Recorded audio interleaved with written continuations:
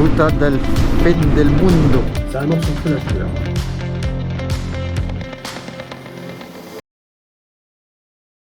Nous avons pris la direction de l'Argentine. Nous avons commencé par une estancia, petit concept de l'Argentine, adossé à un lac, le lac Gutiérrez. Et on se met en route vers Tecla et moins de 3 heures, on arrive d'un paysage avec une forêt de pins verte, des lacs bleus à des plaines arides. Teca, Gobernador Costa, puis Rio Mayo. Un grand merci à Norma. C'est super l'expérience qu'on a vécue dans une estancia en Argentine. C'était l'estancia La Estela. C'est celle qui correspondait parfaitement à ce que je recherchais de la Patagonie. C'est vraiment une estancia qu'il faut vivre et y rester quelques jours. Pour se ressourcer, il n'y a rien de tel.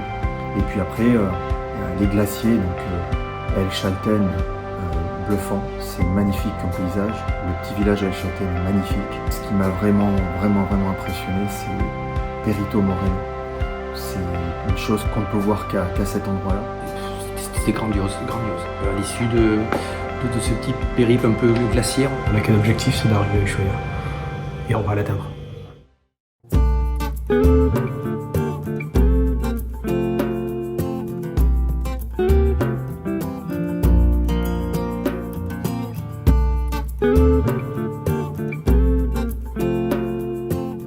Coucou à tous, super content de vous accueillir dans ce 6e épisode, qui est donc l'épisode qui marque la fin de notre périple.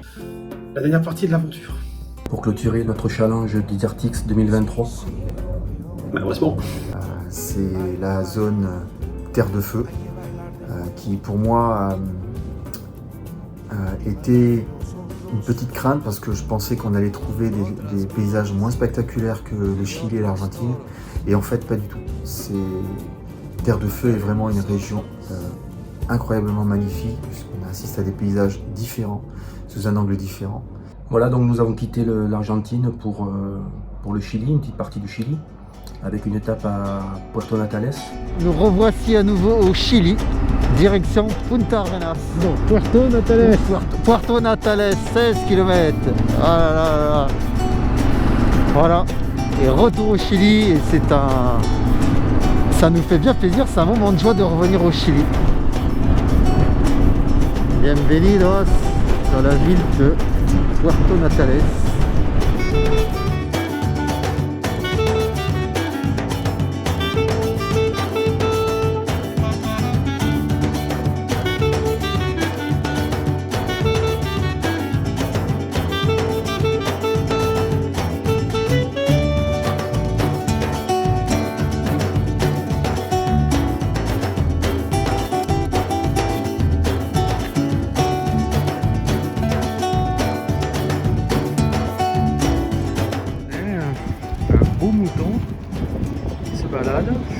Au milieu de la ville de Puerto Natales. Un mouton sur la route avec un mouton de compagnie. C'est sympa en vrai. Le mouton il finit sa vie. C'est fou, c'est Patagonie. Mais voilà, il a une route pour lui tout seul. Puerto Natales, où on a rencontré pareil des personnes extraordinaires. José, qui était le propriétaire de cet hôtel qui s'appelle Camino de Santiago. Coucou à tous, on quitte avec une petite larme à l'œil Puerto Natales et il y a un petit endroit où on a passé une nuit dans un lieu merveilleux et c'est cet hôtel ici et José qui est propriétaire, qui nous a accueillis de manière incroyable, pareil comme Un espagnol de Pampelune. Il est de Pampelune, donc on a parlé un peu de Pampelune et du Pays Basque et donc ça me touche au cœur et on est très content d'avoir fait sa connaissance. C'est quelqu'un de super français. Si vraiment vous venez à Puerto Natales, vraiment venez dans cet hôtel, il est top, super. Allez, à plus, bye bye, ciao, gracias José, gracias. Bien voilà, on quitte cette petite bourgade qui s'appelle Puerto Natales. Et là on a un paysage remarquable. La montagne et la mer. Et la neige en plus. On continue vers Punta Arenas. Ruta del Fin del Mundo. Un peu partout, sur la route, partout, Fin del Mundo. Ça tient un peu au cœur quand tu vois ça. Ça annonce un peu la couleur. On y arrive.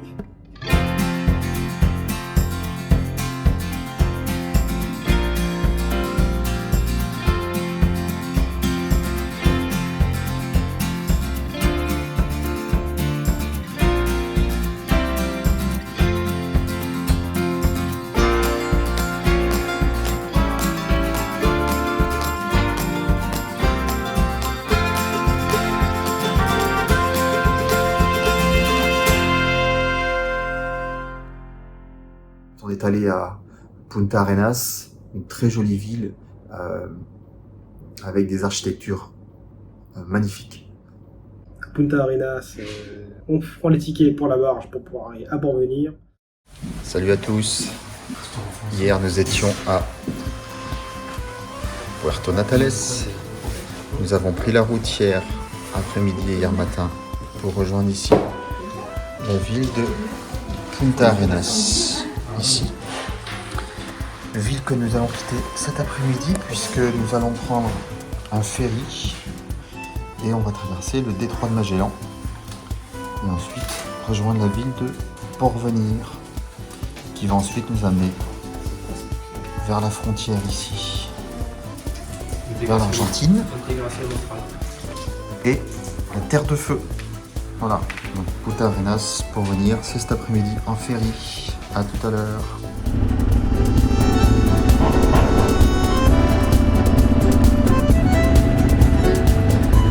Ah ouais, d'accord, la vache.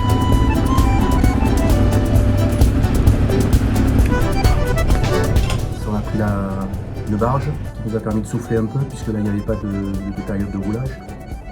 Donc on en a bien profité pour recharger un peu les batteries.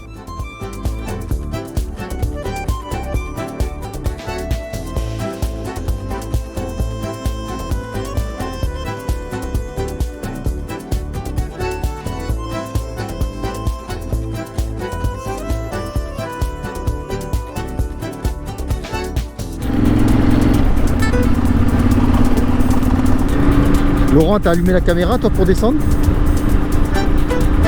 Oh merde.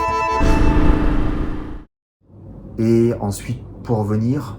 Et Porvenir, le petit village de Porvenir, c'était quelque chose de splendide parce que c'est un petit village portuaire. C'est là où le ferry nous a déposé après 2 heures de traversée du détroit de Magellan. Et pareil, des paysages splendides, inoubliables. On a une vue sur la baie, un champ, franchement. Et pour venir ensuite, on a rejoint la ville de San Sebastián et Rio Grande, où on a vraiment souffert parce qu'on a eu, et ça c'était la petite surprise, on a eu 90 km de off-road. Encore une fois. Sous le vent toujours, on est toujours en Patagonie. On va direction Rio Grande, mais avant ça, on a un passage aux frontières puisqu'on re-rentre en Argentine, à San Sebastián.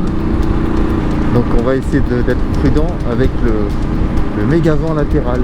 Le vent était toujours là, très très puissant, violent, et la température, puisqu'on approchait là des températures entre 8 et 0 degrés, donc c'était moins sexy. Ah putain, la voilà. Tranquille, voilà, ok. Reste en mode urbain. Il n'y aura pas de problème de patinage. En fait, le problème il reste toujours le même, hein, c'est le vent, hein, c'est pas le off-road. Hein.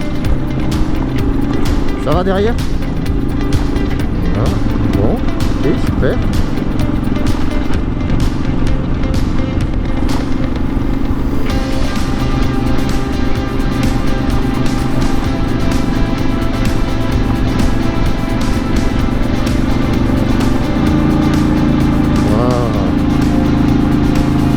Joli. 4e. Hop, hop.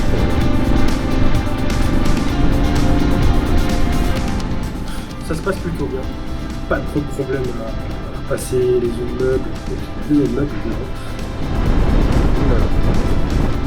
a une voiture qui arrive pleine balle, il faut se serrer sur la droite. Attention, là c'est vraiment dégueulasse. Là ça redevient meuble, on va essayer de basculer sur la droite, la gauche, là.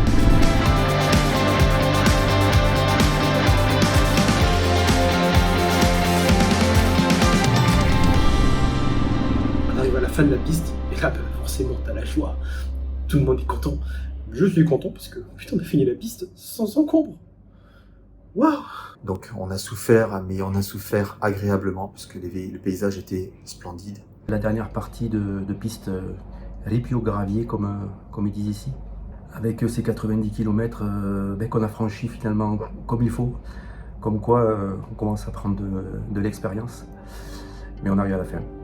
Nous voici arrivés à la frontière entre le Chili et l'Argentine. C'est à ça à partir de ce moment. On rentre sur la terre de feu. Et ensuite Rio Grande qui pour nous, et en tout cas pour moi, c'était l'ultime étape, la plus importante, la plus symbolique, parce que c'était la dernière étape de notre périple pour rejoindre Ushuaia. Là, une nuit un peu compliquée parce que je passe ma nuit à repenser un peu au voyage, on arrive un peu vers la fin. Je vous cache pas que le matin, ça a été une préparation intense, concentrée, remplie d'émotions, parce qu'on savait que notre périple prenait fin à cet endroit-là. Un peu à la préparation du lendemain, que c'est la fin. On arrive à faire Ushuaia. On a fini par y arriver. Pour y arriver, il reste encore un petit moment pour y arriver, parce qu'il y a la route et on ne sait pas trop ce qui nous attend. Alors, lendemain matin, préparation, on est concentré. Mais vraiment concentré. On s'habille, on va équiper les motos. On monte sur les motos, on va faire le plein. C'est parti pour la route.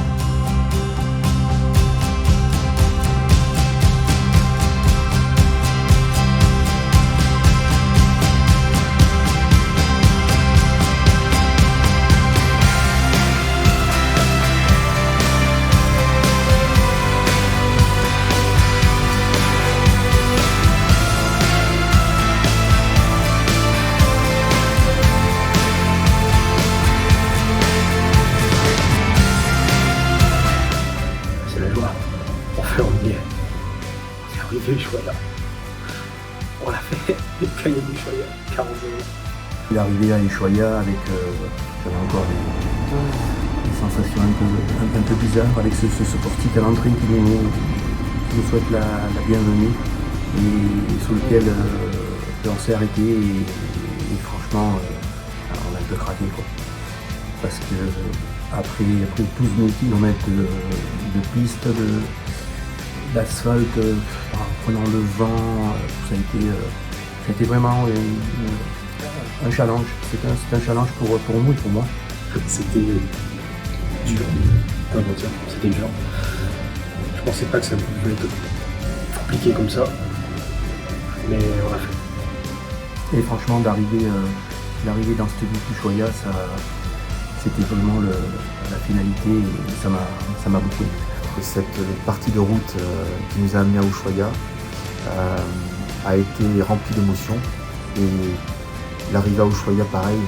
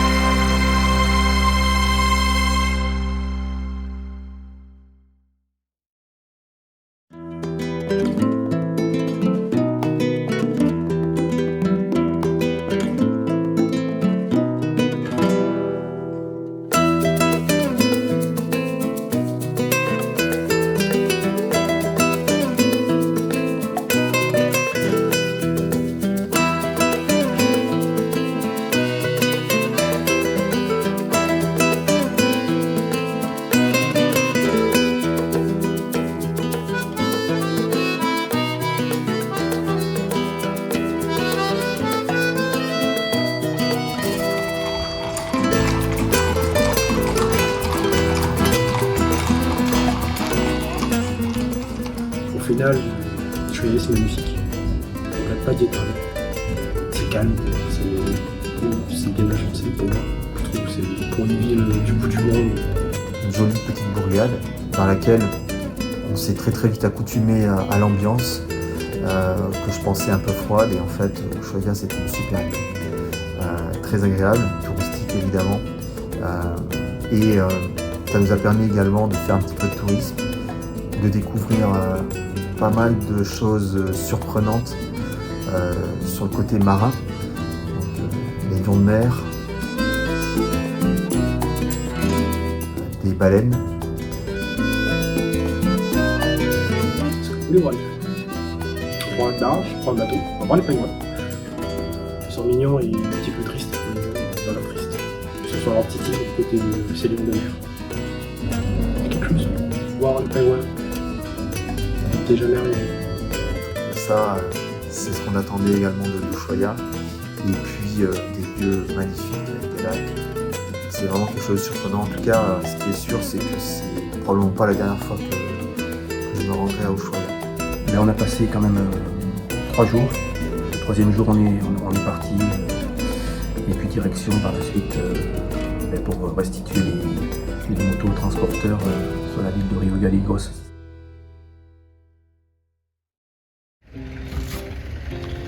Et voilà, c'est la fin de notre périple. On est arrivé à Rio Gallegos. On a déshabillé toutes les motos pour pouvoir les préparer à partir en bateau, en transport camion jusqu'à Buenos Aires, et ensuite par bateau pour rejoindre Cayenne. Voilà. Fin du périple. Grande tristesse.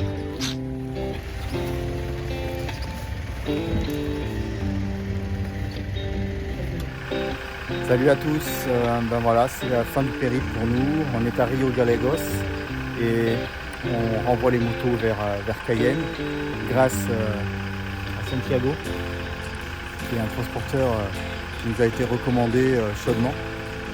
Et il a la lourde charge de rapatrier nos motos de Rio Gallegos jusqu'à Buenos Aires et ensuite Buenos Aires vers Cayenne. Et vraiment Santiago nous traite comme un VIP. Des VIP, vraiment. Et tout pour nous amener et tout. C'est fabuleux, c'est extraordinaire, c'est vraiment la dernière des personnes à nous aider comme ça pour boucler la boucle. En tout cas, un grand merci à Santiago pour son grand coup de main. Gracias. Bien évidemment, les gens ont été super agréables et sont vraiment agréables avec nous. Déjà, je voudrais vous remercier à vous de nous avoir suivis, pour tous vos messages d'encouragement, vos petits posts sur la chaîne YouTube. Tout cela n'aurait pas pu être possible sans les aides qu'on a pu avoir de personnes qu'on a rencontrées. Paolo et Carolina. Qui nous a aidés, sortis de la merde. On va citer Adela. Et Juan Carlos. Qui nous a aussi vraiment aidés, reboosté, poussé à aller plus loin pour pouvoir récupérer les motos.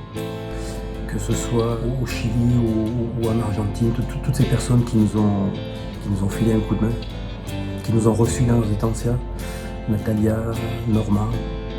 Puis encore des personnes qu'on a rencontrées sur le chemin qui nous ont donné pas mal de conseils, qui nous ont aidés de bon cœur. C'est fou, les gens, ils ont encore sur la main, ils vous aident. Ils te laissent pas vraiment dans la merde, ils te laisseront pas crever dans le froid. Même si c'est interdit d'utiliser une guérite pour mourir. De la prise. Des souvenirs inoubliables et voilà, j'espère que les vidéos que vous allez découvrir au travers de cet épisode 6 vont pareil vous faire plaisir, vous remplir d'émotions. En tout cas j'espère autant que nous on a été remplis d'émotions en accomplissant cette dernière partie. Donc franchement une super expérience. Une super expérience avec 2 potes qui m'ont supporté. Je les ai un petit peu supportés aussi. Mais franchement, j'en garderai un excellent souvenir. Et puis, surtout, il y a des personnes que je voulais remercier. Vous ne les avez jamais vues. Nous, on les a toujours eues à nos côtés. Ces 2 personnes, j'y tiens énormément. C'est Jérémy et Gaël. Alors, qui sont Jérémy et Gaël? Ce sont les 2 personnes qui vous ont permis de découvrir les 6 épisodes et de vous donner de l'envie, des rigolades, de la tristesse par certains côtés. Et ils ont vraiment réussi à mettre en avant toutes les émotions qu'on a pu ressentir depuis le début de notre périple. Rien n'aurait pu se faire s'ils n'avaient pas été là. Donc encore 1000 fois merci. Bravo à tous les deux. Voilà, écoutez, on se revoit en Guyane. J'espère que ça vous aura fait plaisir, ce petit périple. Et n'hésitez pas à laisser des commentaires. Et puis voilà, s'il y a d'autres épisodes, un making-of qui apparaîtra, peut-être qu'on vous le partagera. Merci à vous tous de nous avoir suivis. Et puis j'espère à très très vite. Bisous, bye. Je vous embrasse, salut, ciao ciao.